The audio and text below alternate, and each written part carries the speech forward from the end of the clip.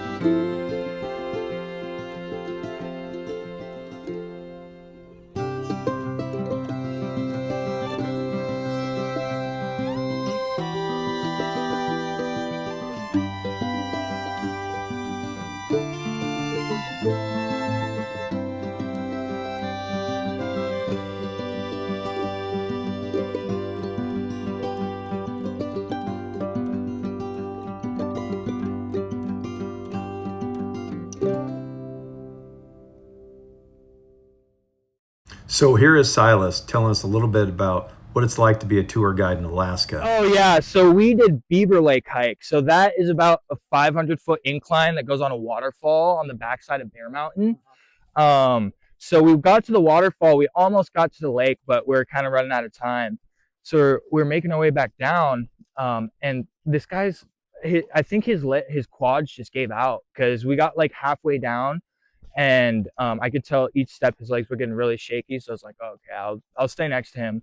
So I was kind of helping him down, and what he started doing is he started sitting like on the rocks on the decline and started like crawling down. I'm like, I'm not gonna have you do that, dude. Get on my back, I got you. So he ended up hopping on my back, and so I piggybacked him through that 500-foot incline going back down. You know, it wasn't too bad. He was kind of just on my back, and I was just pointing out little plants and things to him, but definitely feeling the legs this morning.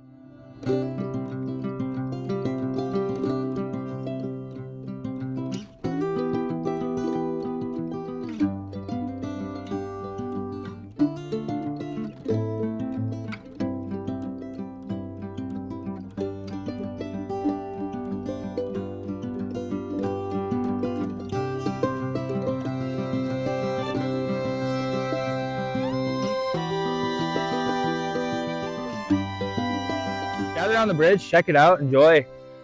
So we like to stop here so we can talk about kind of that regrowth process of our forests, right? Because a lot of people come through and ask, how do our forests regrow here?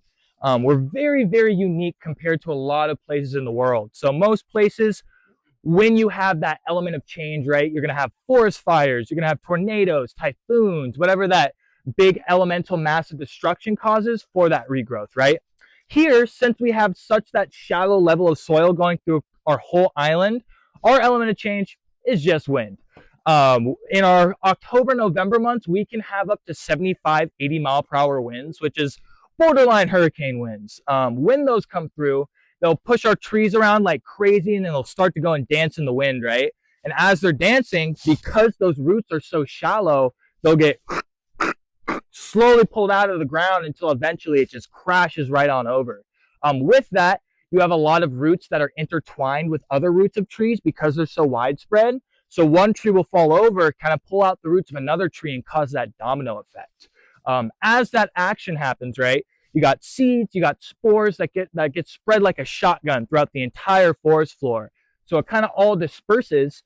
And because our soil here is so dang acidic, our new generation actually has to rely on the nutrients in our old generation to be able to get nice and big. So looking right behind me, you see this big old tree that fell over and you have all these tiny trees that are kind of popping up from it. So that is our main way of regrowth here. It's what we like to call nursery logging or nursery trees. And yeah, once again, because that soil is so acidic, they have to rely on the nutrients that's in there until it gets big enough to put their roots into the soil system. What a great day in the rainforest. Steely and Silas did a wonderful job. On to our food tour. So here we are next to the Russian church. Here's the restaurant. So the Russian dumpling place right next to the Russian church is absolutely full here a second ago, but now the lines dropped down and here it is.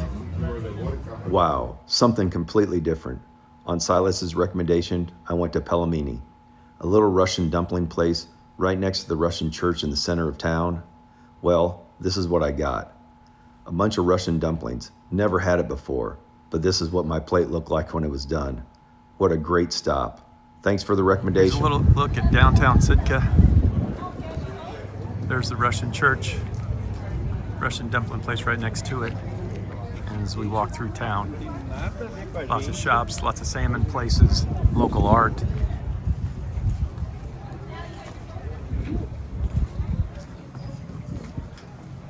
A few small t-shirt shops, not as many as a normal cruise port.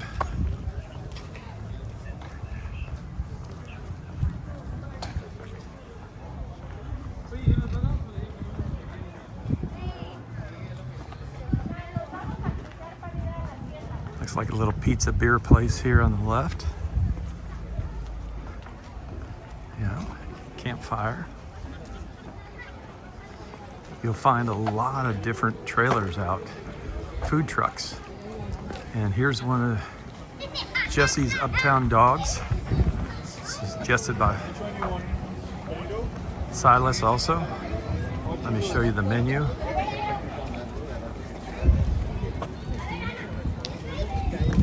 Jesse's Uptown Dogs is right next to where the buses drop you off downtown. I went with a venison sausage, put a little mustard on it, and wow, it was fabulous. I have mustard all over my face, as you can see. The line was a little bit long, but it was worth the wait. Great place to grab a hot dog downtown. Hey, just get back on the ship after spending the day with High Output Tours and Silas. Had a great time. The real treat is going with Silas through the rainforest, hearing about the soils, how the trees grow, how these rainforests actually, how they work and grow. Some beautiful views throughout, and then a little city tour downtown on my own. Caught a few places to have a bite to eat.